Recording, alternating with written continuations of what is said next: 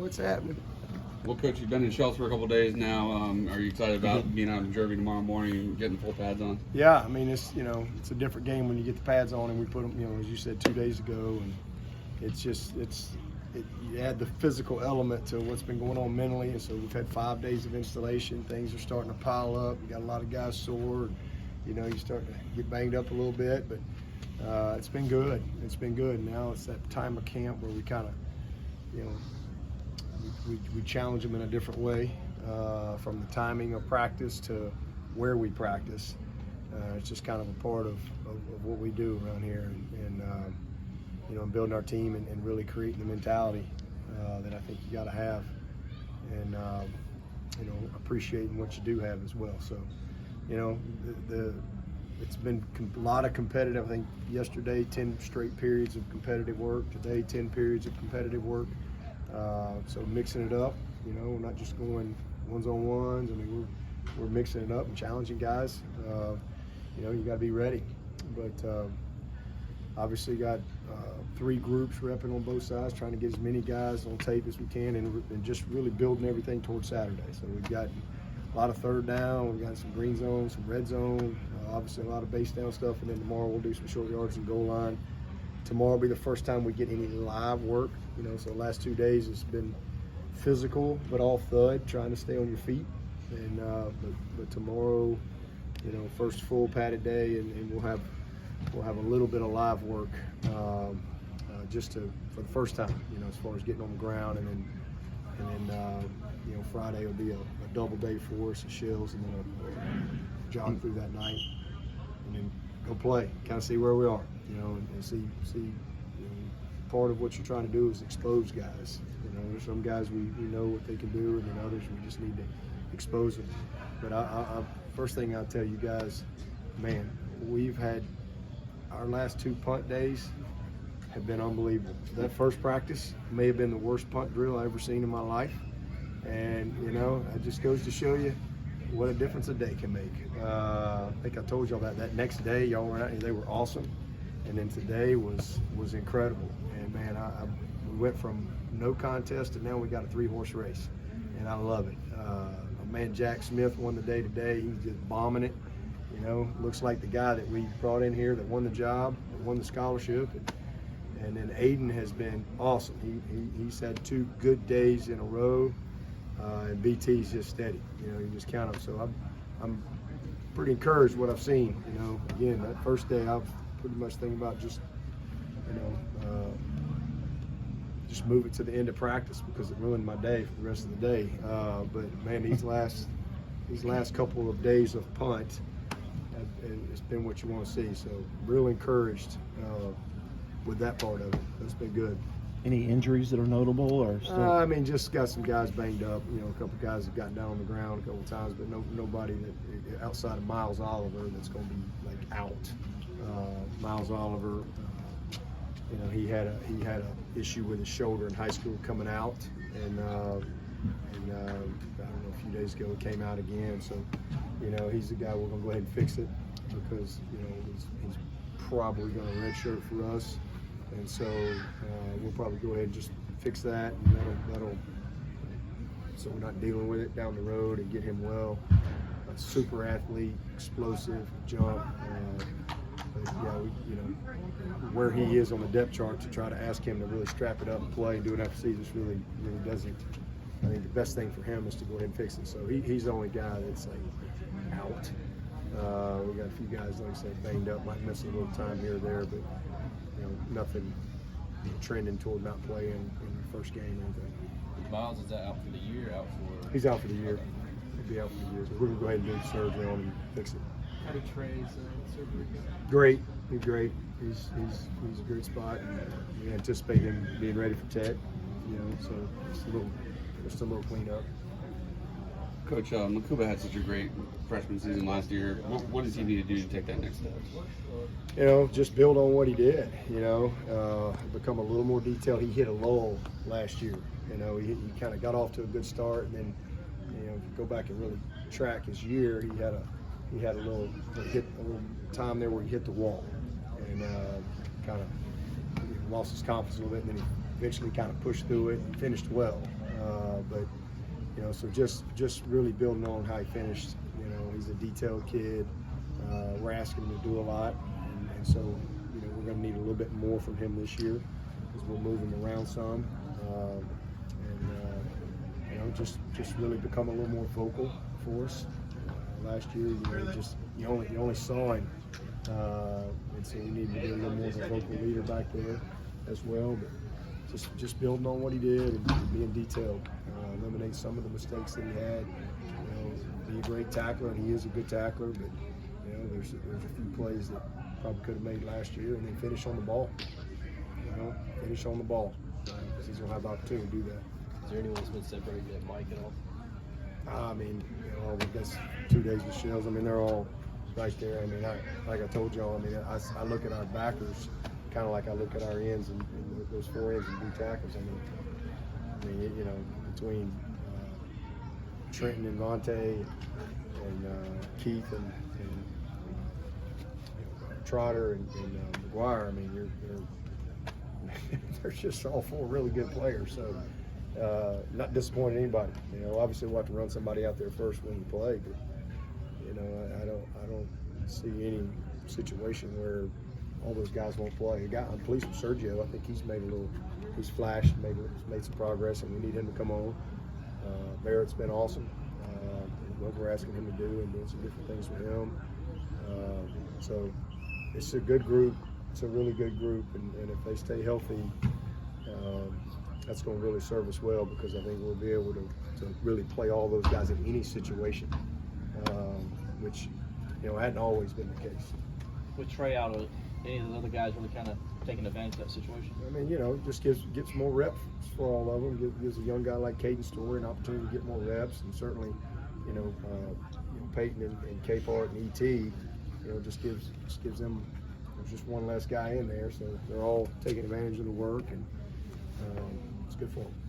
DJ spent some time working on his footwork and other mechanics during the off season. What have you seen in that realm, just sort of so far? It's been really good. I mean, he's so much. First of all, he's faster. He's made several plays with his feet that I don't think he would have made last year. It's been very noticeable.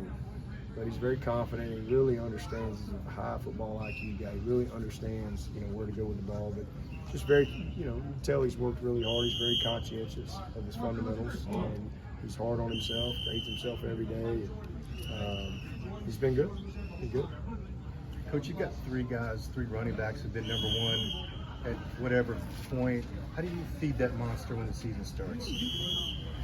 I'll just let CJ roll them in there. Somebody will get hot, I'm sure, but man, same thing I just said about linebacker. I don't see any situation in any game that those guys can't go play. You know, I mean, I don't. I've got confidence in all those guys. I mean, we look like some of these teams we've played over the past few years, where you know we've gotten in the playoffs and national championship. You know, they got about 3 dudes that they're rolling in there, and that's kind of what it looks like on our practice field. I mean, we got 3 really special players. I don't really care how they play. You know, they'll all play. Somebody will be hot, and you know, you see it from there. But they're all special. They all bring something different. They're unique, and they're really close. They support each other, and I think that's a really good thing. You know, we trust them. To have guys that we trust in any situation, and that they all have enough experience to have the confidence to go with it. It's a good situation. So you know, I think all 3 of those guys will make huge plays for the Tigers this year, every single one. And then, man, you know, Dominique and Keith have shown up. Those guys. Dominique's a really good football player, and man, Keith is. You know, asked me about him the other day, and I said I don't know, but we put them pads on, and I noticed it. You know, right out of the gate yesterday, so I'm encouraged by his physicality. Yeah, I saw, which day it was, but I saw a bad snap for the first time in about 4 years. I'm just curious how that's the deep snapping. Oh, the deep snap. Oh, I thought you were talking about our center snap. So I guess I'll ask you about that too. We've had 1 bad snap all camp. How about that? 1 bad snap, and that's it. Man, and we jumped offside on that, and that's why it was a bad snap, because the center jumped offside and then tried to snap it. But I'm so pleased with the 3 centers and just their targeting of the ball, their consistency. I mean, we literally have had one bad snap. I can't remember a year when we were this far into camp already, and there's been one errant ball. So I'm pleased with that. And as far as the long snappers, we got 2 really good ones. We got 2 really, really good ones. I'm not sure who you saw. It might have been Brody, maybe. You know, we've kind of worked Brody a little bit, and he's I think he had a low one, but man, Casperson and man, Flo Daddy, Florenzo, them 2 guys are good ones. We're really fortunate with those guys, and hopefully it works out. We kind of, maybe one does field goal, one does punt. We'll see how it all plays out. And they both got some experience last year. We got them both in games, so they got a little game experience to go with it. But, I feel really good about it. And then we got Brody. Brody can really snap. Brody's got, he'll be more of a punt guy, but he can. I don't know if he can snap it to himself because he's punting too. He's got a big leg on him. He's still developing his fundamentals because he was just a big athlete in high school and just kind of. But he's got a strong pop. But he's a really good snapper. And then we got Griffin Batt, who will be joining us when school starts, who's also a long snapper. So we feel very fortunate with the guys that we have, but Casperson and Florenzo, they're ready. How do you feel about your quarterback so far? Really good. It's been awesome. All of them, every one of them. I mean, they have. I'm not disappointed in any of those guys. They've really done a nice job. It's been fun watching Hunter. I mean, he's game is so much slower to him. I mean, from the last time I had my eyes on him on the football field, great leader. Hunter, Billy Dimes. I mean, those guys are. I mean, it's just a good group. All of them. Street's done an excellent job with them, and they're all competing. And we it's practice and scripted and all that. So get 2 scrimmages. That's all they give us. Within the rules, you get two true scrimmages, and then you get we'll do a situational all thud day on Monday, but you get 2 live days, and then you've got some other practices where you'll have a period here, a period there, where you can go live, but that's it. So that's what we'll have to make a decision on as far as everything that's going to be around them and all that stuff. But the quarterbacks have handled their business. Speaking of the quarterbacks, I guess you've known Danny Pearman's son Trent his whole life. How neat has it been having him start camp along with your youngest Clay? Yeah, well, that's great. They've grown up together. And, man, Trent's he's a 2-time Gatorade Player of the Year. Guy never lost a game. Back-to-back state championships. And I saw him play. I mean, he needs a year in the weight room. Same thing with Clay. Clay's a really good little player, and he needs a year in the weight room, get stronger. But both those guys have a lot of confidence, and great to get it going, and kind of a dream come true for them to have the opportunity to start their journey. Trey's wearing your old 88. How do you like that? Yeah, I love that. Yeah, I love it. Yeah, I love it. I love it. You said there were some, I guess, dings and injuries that won't keep guys out of a game action, but I'm just curious, are there any that are going to miss an extended period here in the next? Yeah. We'll have a couple guys probably that just banged up. We had one guy get a hematoma, just a crazy deal, but he's fine. Just kind of swelled up, and so they got to drain it. The other guy banged up his shoulder a little bit, but again, nothing that's long term. They'll miss some old time. What have you seen out of Kylon Griffin so far? Are you happy with his progress? Great young prospect. A lot on his plate. A little lost after 5 days of installation. Just getting here in the summer. Not a mid-year, so just a smooth athlete, but a lot to learn. Seems like there's been a lot of NFL scouts out, particularly watching the defensive line. Has that been more than normal, and just what kind of opportunities it feels like?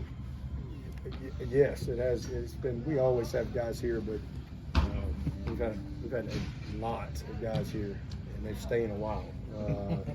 Some years they're here, drop some donuts off and watch a little tape, and then they're gone. And then some of them have been here 2 days.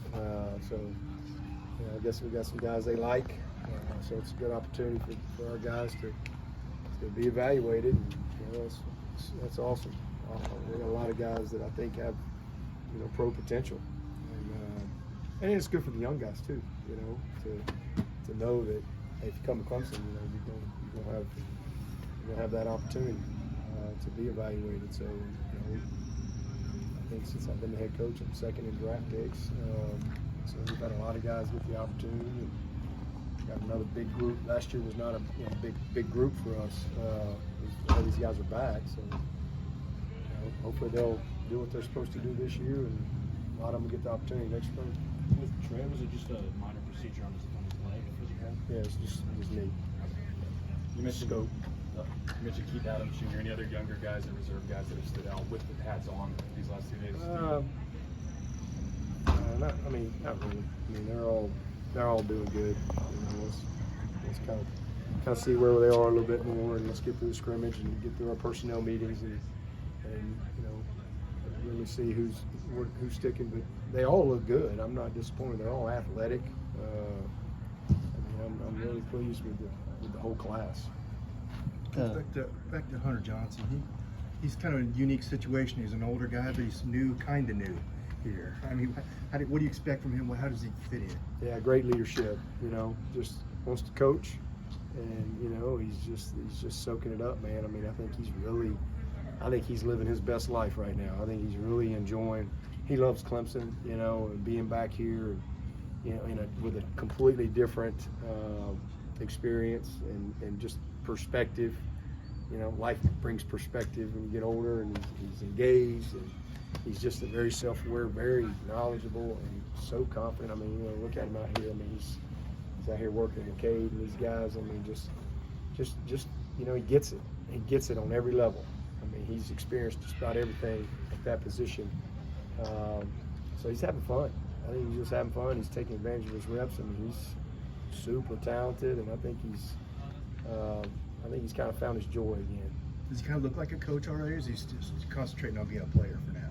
No, he's concentrating on being a player, but he's got those characteristics. I mean, he's just a nurturing guy. You know, he loves to help, and he watches everything, pays attention, and he's got the knowledge of a coach.